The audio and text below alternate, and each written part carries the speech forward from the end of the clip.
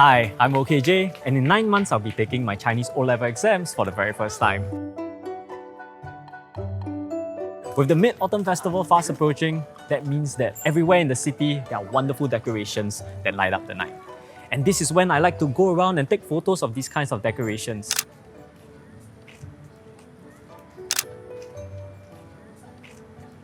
And perhaps you might be as well, which means that you may be familiar with the challenge of using your smartphone to take photos at night. Now, obviously, one of the ways you could solve this is by using the latest and greatest technology.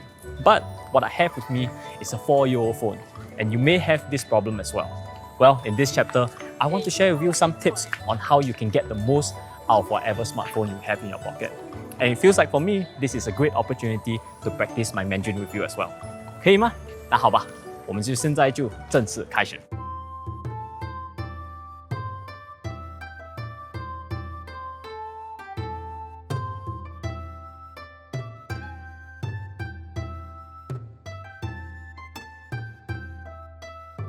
提示1就是关于要准备手机的道理。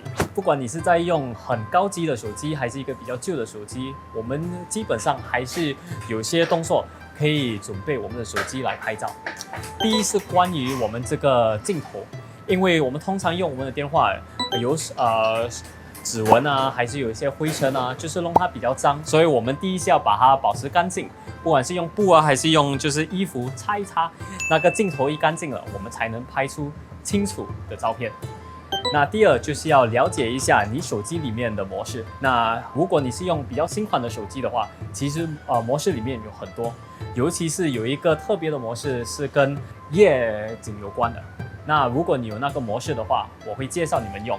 因为这样的话，在晚上拍照就会比较容易。总之来说，用手机在晚上拍照片的时候是一个比较困难的一件东西。可是呢，有一个办法我是不可能用的，就是在这里它的闪光灯。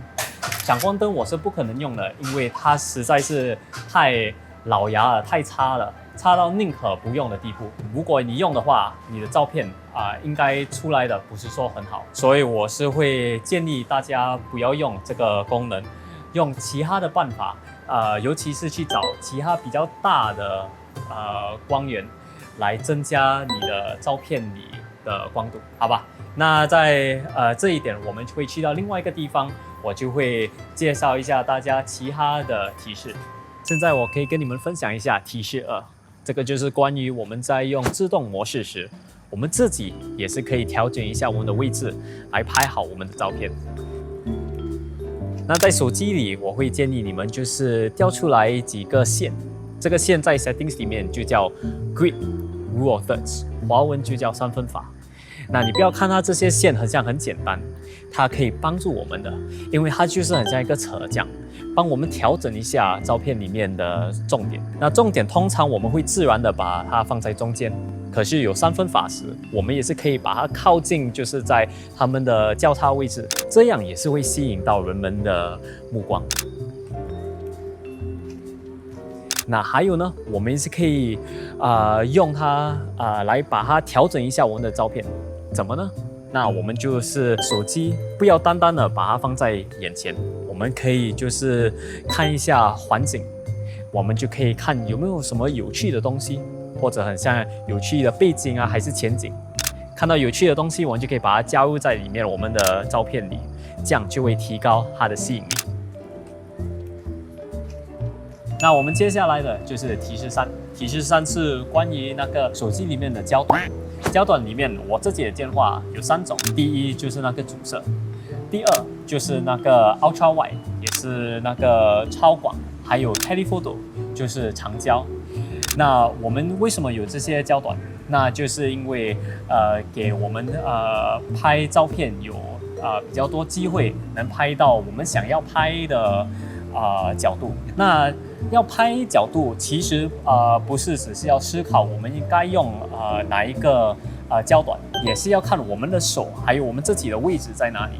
好像我刚才说的，大多数人家是很想要把手机放在眼前，然后拍了之后就觉得好了，就是这样算了。可是呢，我觉得在拍照的过程最有趣的方面，就是我们可以找到其他比较特别的角度，尤其是如果你是要提高，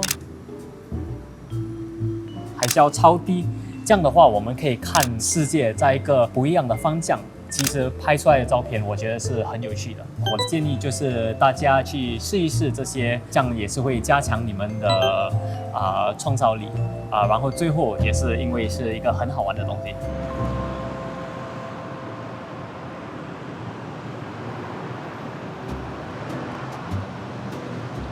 其实我还有最后一个提示想要分享给大家。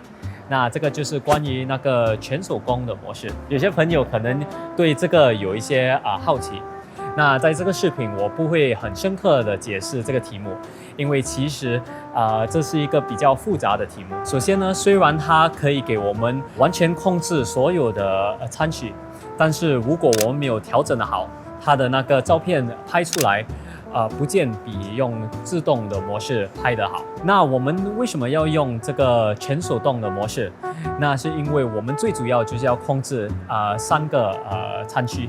第一就是那个光圈英文叫 aperture。第二是 ISO 的华语就是叫干广度。还有第3是 shutter speed 华语就是快门速度。我通常是在晚上的时候会调整这些，把光圈弄到最大。第二，把那个干广度弄到最低的数目。还有第3呢，关于那个快门速度，把它拉长。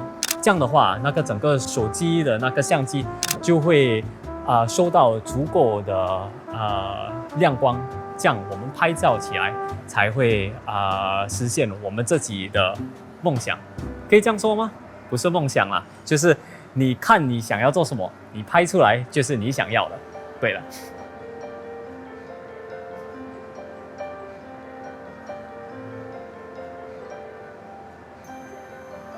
好了，那我们的视频就在这里结束了。希望我今天给你们的提示能帮助你们。如果你觉得这种视频对你有帮助的话，也是可以给我一点建议，我也是可以用这些建议改式来练习我的华语。那就这样咯，我只能就是祝你们一个中秋节快乐，那也是改次见咯，拜拜。